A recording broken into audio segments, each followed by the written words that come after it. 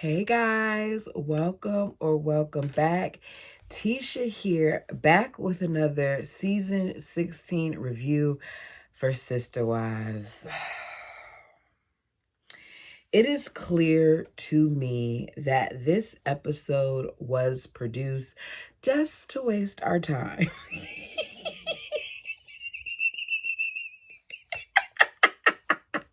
Like, seriously. I was watching it and I'm like, this is such a waste of time. What are we doing here? But don't worry, I'm going over it. They don't deal with things to fix things. They're supposed to be Christians, and yet they seem to not have mastered one of the basic things for one another, which is forgiveness.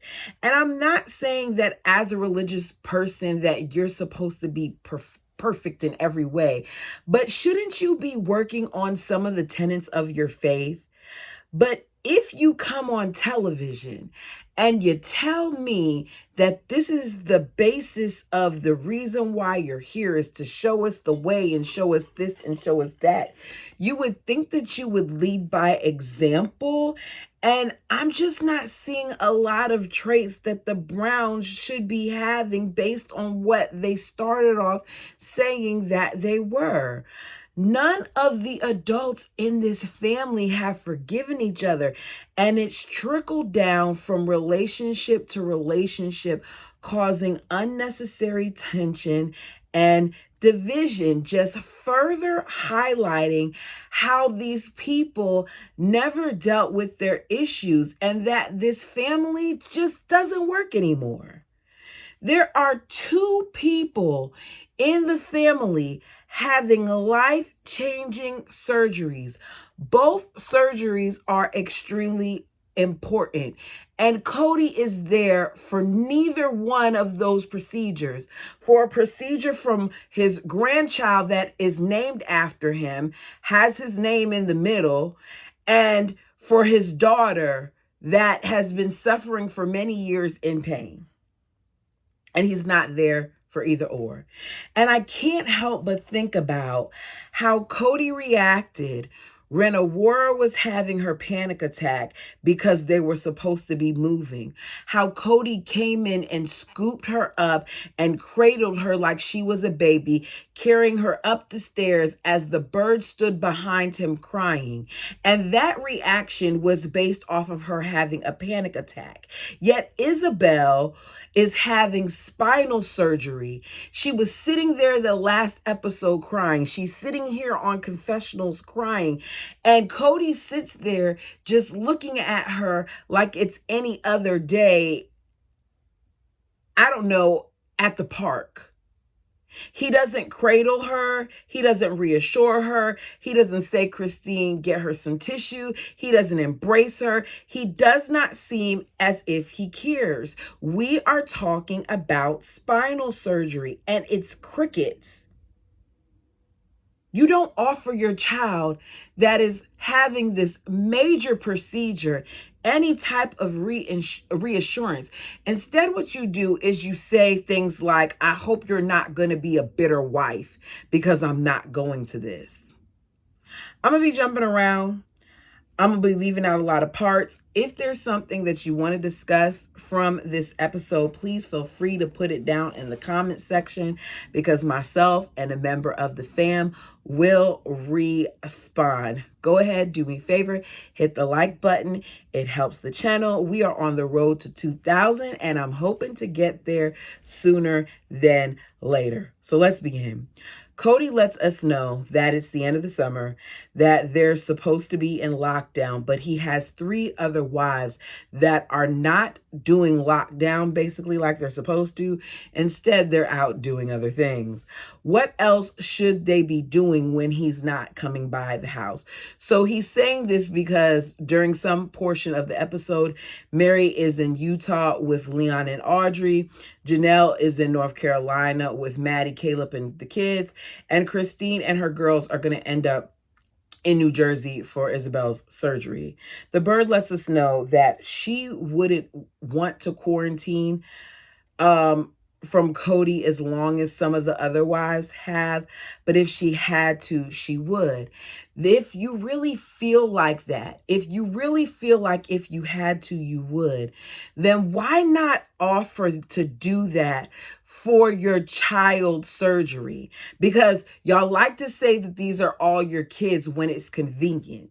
Then it's mine, mine, and mine. So if Isabelle, or Izzy as you call her in the next episode, is supposed to be your child, then why not be a mother and step up and say, you know what, Cody, we can go a couple weeks without seeing you because it's more important for you to be there for your child.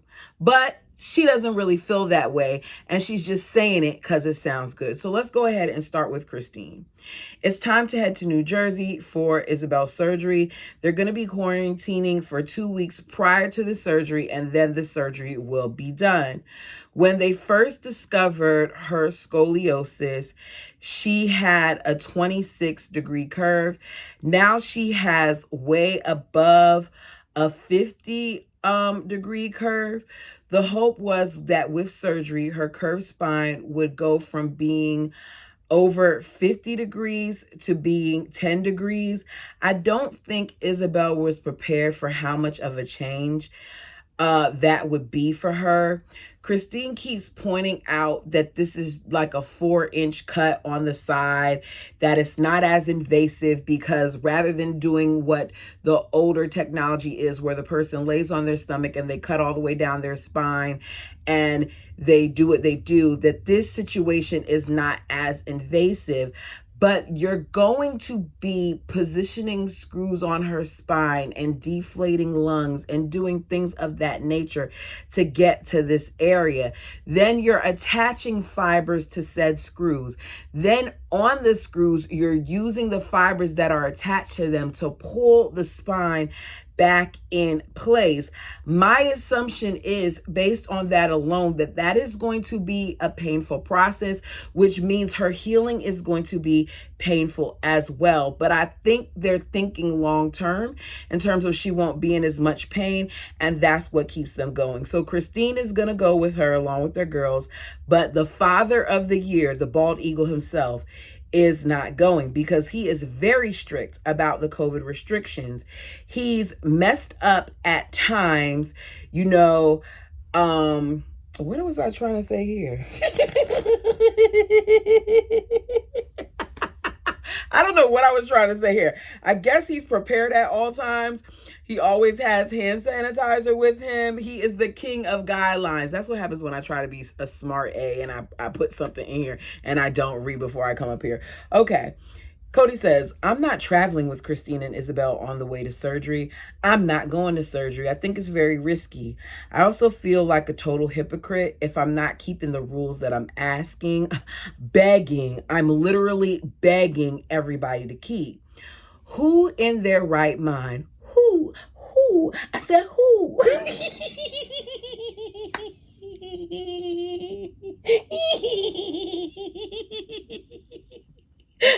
Who? Who?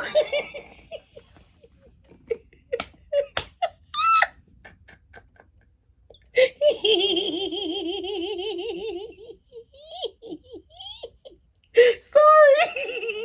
Okay.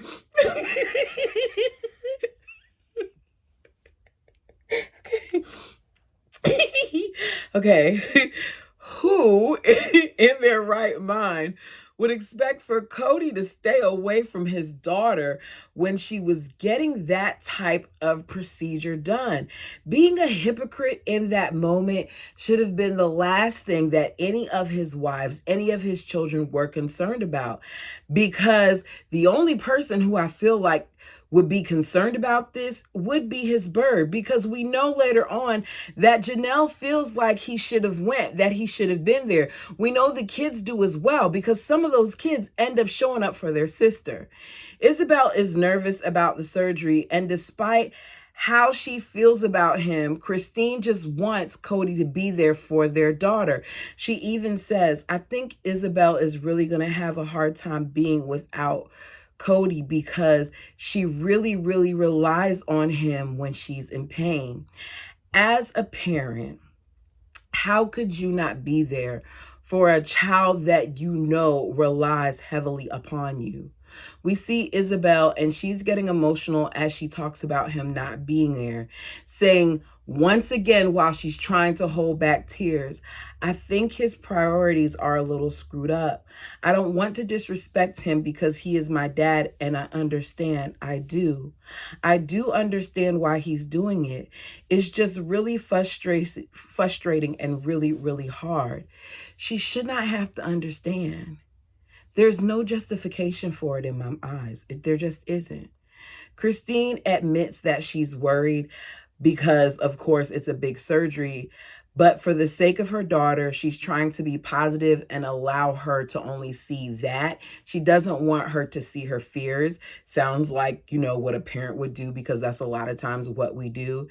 I feel like if Cody really, really loved his child, if he really, really cared about Isabelle, if he cared more about someone other than himself and the feathered people, Cody, in my opinion, would have been there for his daughter. And this could have been a time that both him and Christine came together. But because Cody is so selfish, he was unable to do it. We get flashbacks of previous discussions had. Christine reminds us that the first time she saw Isabelle's curve via x-rays, that it broke her heart. And we saw, because Christine was visibly upset. We meet the doctor. After he explains everything, Isabelle says that she's excited to finally be getting this done. Meanwhile, Christine lets us know that although Isabelle is excited to finally have the surgery, the absence of her dad is weighing on her. Isabelle is hurt that her father is not there. And I bet it is weighing on her because he should be there. There's no question. Just think about it, how it has to feel as a child for your parent not to be there. I'd understand if he was sick or if he had mobility issues, but he was not there despite being an able body. It's not like Ariella and Solomon would have been left without a parent. They had Robin. I just know if the roles were reversed and if it was one of those kids or one of her kids that were having this procedure done, he probably would have been there for them and made some type of excuse. I know had this had been me, as old as I am, both of my parents, you couldn't pay them to stay away from me. It's a surgical procedure and it's invasive. It's not like she's getting a stitch in a finger or something. They're doing a lot. She's being put under anesthesia. They're cutting her open. They're going to be in an area that, if they're not careful, could paralyze her. It's her spine. What if they actually accidentally make a mistake and they puncture a lung going through the rib cage? Like, there's a whole bunch of things to consider here that he just seems not to be thinking about, because he didn't hesitate to say he's not going. I don't think they edited how quickly he responded to say he wasn't going. Isabelle says, I think I'm a little upset that he can't go because he's always talking about how family comes first. But when it comes down to it, I need him there. And he's not putting his daughter above the fear that he has of the pandemic. This isn't even about the fear of him having of the pandemic situation, in my opinion. This is him making sure that he holds his stance. And because he said what he said, and because the bird and the bald eagle are who they are, that's just what he's going to do. Meri is in Utah at her bread and breakfast. When she struggles to use the camera, despite not having a marriage, she's still quarantining. Insane to me. There's no way I would be listening to anything that he has to say. I would have been in Utah, been around family, been doing all that stuff, because it's not like she gets to see him. We know that Cody barely talks to Meri and sees her as a friend. She jokes and says she would be more comfortable if they talked more often and if she saw him more, but it is what it is. This isn't an is what it is situation when you want more. But I feel like Meri just did whatever she needed to do at this point to survive, even if that meant stifling herself. Despite everything that has happened, she does seem to be in a better place mentally, and she does seem to be closer to Leon. The couple, Leon and Audrey, have decided to have their wedding a year from the day that they're filming. I believe they were filming in like August of that time. They are also celebrating the house being 150 years old. They wanted to do something every month for that year as a celebration type of situation. But because of the pandemic, they decided that they're just going to do something online. So Leon made the suggestion that they bake banana bread live. So they posted the recipe online for others to follow with them as they baked it. Bottom line is, Meri is in a much better place now that she is developing a closer bond with her child, and it's beautiful to see. I'd love to hear how Leon feels about things now, because a lot has came out about Cody, and I feel like because so much has come out about Cody, that it would be great to see how they feel now about how their mother handled the situation. Of course, I still feel away because Meri hasn't been honest about wanting to leave, but I wonder if Meri's had those talks privately with Leon. Meri says she has a lot of relationships in the family that she would like to improve, and in working things out with Leon, one of the things that she knows for a fact is that it takes honesty and openness to do it, which may be why her and Janelle have end up having their conversation later. I just feel like they're still not being completely honest and open with each other. And as a result, that's why they keep going around in circles. We talk about issues from the past that's over 20 years ago, but we're not talking about what's transpired in recent years. Why did Maddie tweet what she tweeted about Meri? Why is it that you've had issues with Christine? You're not making sense for it to linger as long as it has. There's more to this than slamming doors and not being able to walk in somebody's hallway. Come on. So we're in Carolina now. I believe it's North Carolina. Eevee required an amputation. They decided to do this instead of having several surgeries because the choice was to do the amputation now or to try to have several different surgeries 8 months at a time to try to lengthen her limb with no guarantee that it would be successful. So they decided to go ahead and do the amputation. I think that is a very hard decision to make. I commend them as parents for making it with her being such a young age, because I'm sure it kind of helped her adjust to the situation, because she never was walking or anything like that prior. So she's going to be able to learn how to do everything with the prosthesis. Part of her foot needed to be amputated near the heel in order for her to get a prosthesis. Thankfully, the surgery went well. It's a couple days later and they're home celebrating her birthday. The fact that she got the amputation and 3 days later she was at home, they really send people home quickly. And I'm sure she had to go back for follow-up and things of that nature. But I would just want my child to be there longer considering that surgery. But, you know, children do heal quickly. So I'm sure the doctors made the decision that they felt was best. I just know me personally, I would have been nervous. I was nervous when my child got circumcised. So when he came back and I saw the little gauze on him, and it's like, okay, he's only, I think he was like 2 days old at that point, and I was boo-hooing when I saw it because it was like, oh my God, my baby. I would be a mess. So to see that and to know in that quick period of time she was home, it's like, okay, technology is really different. I don't know. I wouldn't be like calm. Hunter is there. I believe that he ended up showing up at Isabelle's too. I guess we'll get to it when we do.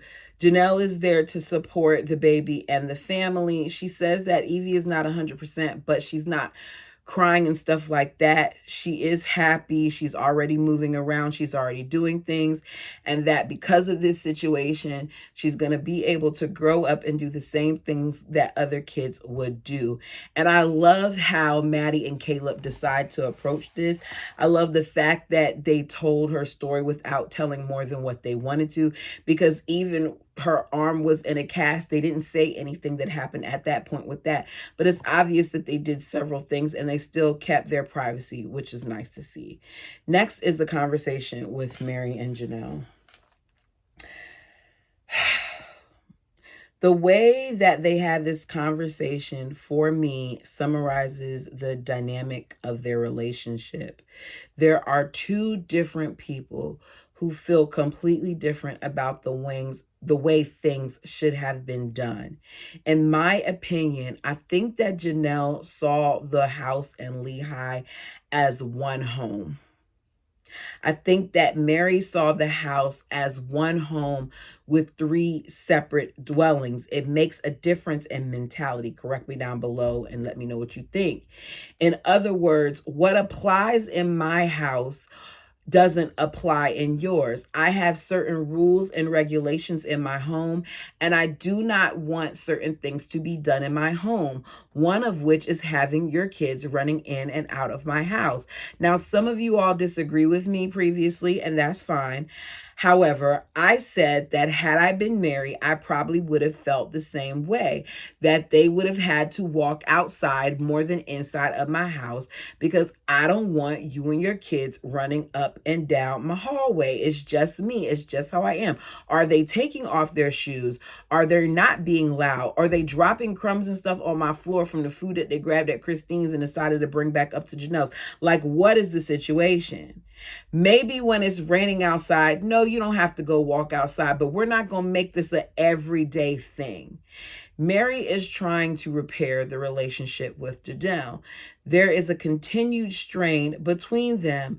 Janelle says that they've struggled for decades, implying at least 20 years they've struggled. Why are we still talking about this? Y'all not meant to be friends. It's okay. Let it go. Because you hardly see each other anyway, so what does it matter? They are meeting to talk about stuff because according to Janelle, that's what they do. What they do, in my opinion, is talk in circles and not own their crap. Because let's be clear, I like Janelle. I do. But Janelle is standing there trying to pussyfoot around the fact that she was talking junk about Meri in front of Robin, in front of Christine, and in front of Cody. And I'm sure she's probably done it like some of the other moms too, in front of their kids. And I can guarantee you that if this episode hadn't had aired yet, the bird probably already told Meri what was said when they were all standing around to make herself look good. Janelle is acting like she just spoke up on Meri when she was speaking with Cody and when it came to that pond situation. But the way she so easily did it to me makes me feel like she's done this on more than one occasion. And as I said, I like you, Janelle. I do. But I gotta be honest here, boo-boo. You stood there and made this big deal about Meri and an outdoor pond, trying to compare an outdoor pond to the steps inside her home. There is the difference. They are not equal. Meri says, one of the things that I've heard from Cody on and off camera over the years is to leave the past in the past. That's because Cody doesn't like to address his crap. But leave the past in the past. Let's work on things from here to the future. But if you don't deal with the situation, then how can you rectify it when the same stuff keeps coming up? And Meri basically says it because she's like, if the conversation keeps coming up and I keep hearing about certain things, then I think it's something that we need to talk about. And I'm Team Meri on that. Talk about it. But talk about it and come to an actual conclusion. Y'all talk about it and then you leave it alone and then something else happens and you talk about it again because, as I said earlier, you've never forgiven one another. Janelle says, you are hearing conversations that I said to somebody else, and she's questioning it. Janelle, you know what you said. Meri says, I understand that Janelle talked to Christine and Cody about not wanting me to have a piece of property by the pond. And I'm confused because even in the flashback, I thought Robin was there. I don't remember Christine being there for part of that conversation, and they didn't show it in the flashback that she was there. You guys correct me if I'm wrong, but wasn't Robin a part of the conversation and wasn't Christine not? But I guess because Robin didn't add to it that much, and she says, yeah, that's what Cody told me, then she feels like she needed to leave her name out. Once again, stirring the pot. Let's keep up issues between them so I can make sure that Meri stays with the feather people and it's just them against us. She said she also heard Cody say, I got wives that don't want Meri to be by the pond. And she says, you and Cody have said things that make me feel like there's still an issue with me. Janelle says, sometimes because we're family and there's some spillover and, there's a bunch of, secret conversations, things get spilled. And that's not what it is. What it is y'all are talking junk about each other. Cody made statements about the wives, how they used to come to him and they used to talk crap to him. And the more that I'm watching this and how it plays out, I believe him. I believe that they did that very thing. And I don't think that it was a one-time thing. I think that anytime they had any type of grievance, Janelle was complaining to Cody. She said it in the book. She said she complained to Cody about it and he didn't do anything about it. He didn't address the problem. He didn't help the situation. They all did the same thing. The bird complained too, but she was slick with the way she complained. She made hers seem like hers was hurt because everybody was mistreating her and her kids because they were jealous. That's how she spun hers. But she was really complaining, letting Cody know without saying it, that they're not bowing down and kissing the ring. So Cody says the real problem is not that there's gossip in the plural marriage. It's that plural marriage requires for you to behave like a saint and that they are having problems because they aren't behaving like saints. You all aren't even being honest. So why are you surprised that you're having problems? Janelle explains that she wanted the area around the pond to be accessible to everyone. And she didn't want anybody saying if she wanted to be out there at 5 o'clock in the morning, oh, you can't be at there at 5. And if she wanted to be up there at 10, oh, you can't be at there at 10. She felt that Meri wouldn't like the kids running in and out to get to the pond. It's outside. Meri's not paying attention to what's going on outside like that, is she? Are y'all watching each other that much? Meri is confused because she doesn't see why the pond would even be an issue. And I don't either, because it's not a pond, it's a ditch.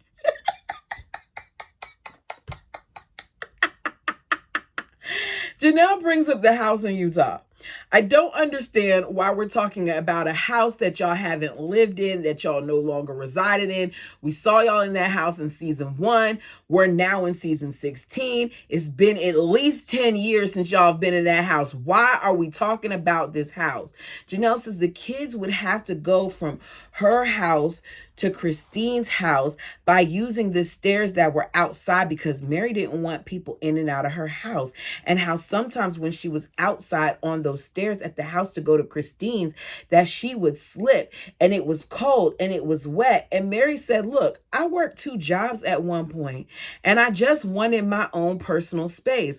I did not want people going in and out of my house when I wasn't there.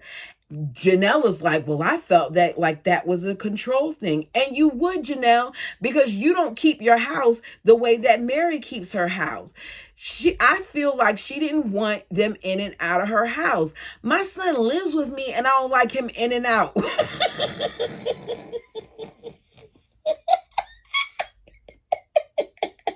So I get it. Are you in or out? Like, what are we doing? In and out, in and out. Like, what's going on? So I can only imagine if you're sitting in your living room watching TV, do you really feel like seeing 6 or 7 kids running up the stairs, making a whole bunch of commotion just to not even stay in your house, but to go to somebody else's house? No. It doesn't seem unreasonable in some aspects. Yes, I feel like if it's inclement weather, Meri, you're just going to have to, allow sometimes where they come in. But even then, make a compromise. Say when you all come through here, don't make a whole bunch of noise. At this time and this time, you are not allowed to come through my house. So from 9 p.m. to whatever time to 7 a.m., don't walk through my house. There's ways around it, but these people don't know how to do that. All they want to do is have things go their way. So Meri is standing there, and Meri's not appreciating the fact that Janelle is still holding on to this thing, that she's pointing fingers because Janelle's talking about her slamming doors and how she's doing this and how she's doing that, basically naming everything that Meri supposedly did wrong. And Meri's like, okay, this is leaving a bad taste in my mouth. Meri says, okay, you're saying all of this, but what do we do about it now? Meri says, look, I had my reasons, and she never asked me my reasons. She says, the stairs were across from my bedroom. If I'm in bed and Cody is with me, it's weird to have a wife walk through her house. Me personally, I might have gave him a show. Oh, Cody!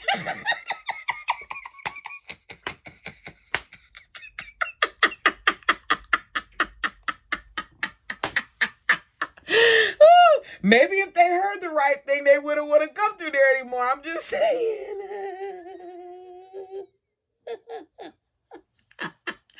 Janelle gets talking about the pond again and talking about how they should have legal contracts for the pond because there's no guarantees. Because right now, yes, everybody's agreeing to it. But what if somebody dies or somebody moves away? They need to have it in writing so that everybody keeps having access to the pond. And it's not even a pond. You talking about this pond is exhausting. It's a runoff ditch that's dry for however many months out of the year, unless there's a large amount of rain or a bunch of snow. The constant debate about a pond and who gets access when all it is a dump ground for Perry poo is like, what are we doing here? You're not talking about the real issues, which is that you don't like each other, which is that Janelle was married to Meri's brother, which is that Janelle went behind Meri's back and started seeing Cody, and Cody went behind her back, and they try to have their wedding day around her birthday. Like, there's so many other things that we could talk about, but we're not talking about it. Janelle says, I feel bad because I was sort of talking behind your back. Don't put sort of in front of it, Janelle. You were talking behind her back. They act like Meri is the only problem when I'm watching this back and I feel like they are all the problem. Meri is defensive at this point, she says, because of what Janelle is saying. And she admits to us that she always feels like she's done something wrong and she's feeling walls from Janelle. But that's because Meri has walls too. Meri has been emotionally abused. She always feels like she does something wrong because she's always being told by her husband and probably a lot of these wives that she doesn't do things right. And they always make a point of pointing it out to her like everything that they do is right, when, as I said before, they all have faults. She admits to Janelle that she naturally feels defensive. Janelle admits that she never wanted to rock the boat, but Meri wanted to take things to heart. Meri says, I did not know where you stood. I was doing things to promote a friendship between the two of us, and it wasn't getting accepted. And Janelle then says she feels the same way. Where was the disconnect there? Other than the fact that you and her brother got divorced, and now here you are and you're trying to get into her family, what else is the disconnect? Meri says, I wanted something different, and I took it that when we came together, it would be that, but it wasn't, and I took it as a rejection. Along with all the other issues, this is another problem. They aren't saying the reasons why they had problems, and I just want them to call it what it is instead of speaking in a roundabout way. Janelle has never met anyone, she says, as forceful or brutally honest as Meri.